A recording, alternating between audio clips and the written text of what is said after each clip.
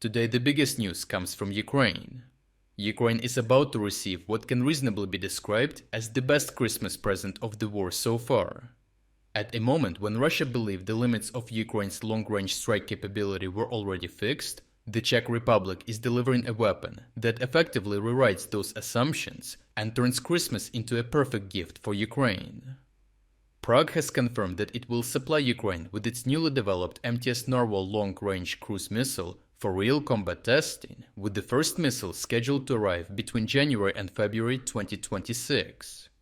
According to Czech and international reports, these initial deliveries are not symbolic, as the missile is expected to enter serial production as early as March 2026, provided that battlefield trials validate its performance. The Narwhal is a jet-powered cruise missile developed by the Czech company LPP.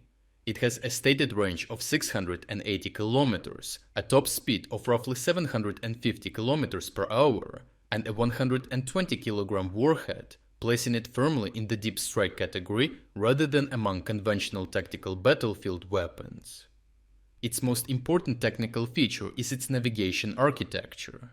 This combines inertial guidance with visual terrain matching systems designed to remain effective under heavy Russian GPS jamming, a defining feature of the current war.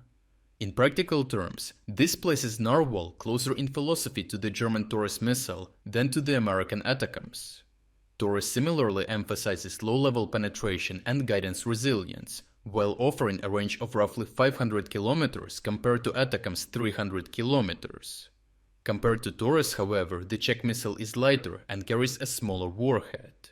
This points to an infrastructure disabling role rather than deep bunker destruction, placing it in the same strategic strike niche as ATACMS. At the same time, ATACMS relies on GPS-aided inertial guidance and follows a ballistic path, while Narwhal trades kinetic speed for survivability against electronic warfare. It does so by flying low and navigating independently, filling a new role in Ukraine's strike planning, forcing Russia's air defenses around Narwhal and ATACMS targets to adapt to two entirely different strike profiles. The impact is significant because a 680-kilometer range dramatically expands the list of Russian rear area targets that Ukraine can threaten from well inside its own territory. This range is sufficient to place major strategic command facilities under constant risk, forcing Russia to either disperse assets or invest heavily in additional air defense. The 120-kilogram warhead is large enough to destroy aircraft on open ramps, ignite fuel and ammunition storages, and cripple infrastructure critical to sustaining frontline operations, which directly translates into operational pressure for Russia. Much of it still placed out in the open as bunker construction efforts have stalled. Most importantly, the missile is built around the reality that Russia's strongest defensive tool is no longer air defense alone, but layered GPS jamming, and Narwhal is explicitly designed to keep flying when satellite navigation is degraded or denied. Ukraine's willingness to accept the Narwhal for combat testing is not a coincidence, as Ukrainian forces have repeatedly demonstrated that they are prepared to test new Western systems while actively defending in the full-scale war against Russia. From long-range rockets and cruise missiles to air defense and frontline systems, Ukraine has shown that real battlefield feedback can compress years of development into months, revealing weaknesses that no test range can simulate. By agreeing to trial the Narwhal in real combat, Ukraine will employ the missile against Russian targets to generate feedback for Czech developers. Once the missile enters production, some of it may go to Ukraine in return for its invaluable contribution, while allowing the system to be continuously improved as it is produced.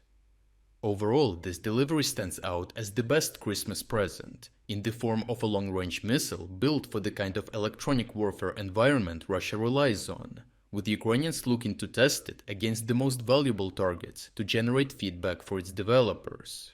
Its arrival effectively means that a Czech ATACMS and Taurus equivalent has entered the war, giving Ukraine a new deep strike option without the political bottlenecks that have limited other systems.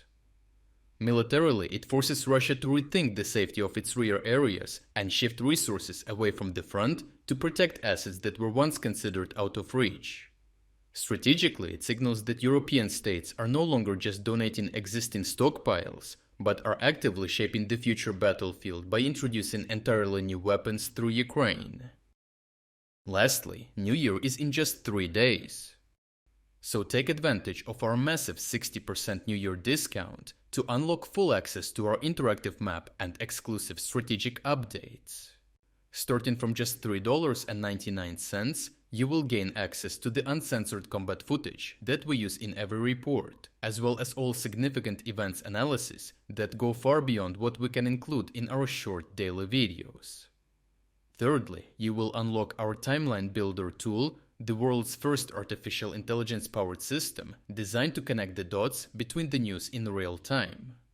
Fourth, and most importantly, you will unlock our advanced news analysis tools, giving you comprehensive insights into the news cycle, detailed story sentiment breakdowns, and trend analysis to reveal the most important themes and events. And last but not least, you will gain access to all our exclusive strategic updates about the war in Ukraine. If you wanted to support our efforts but haven't had the chance, now is the perfect time to jump in and make a real difference. So check out the link in the description to become an exclusive member of our community. I truly appreciate everyone who stepped up to join us. Your support means the world to us.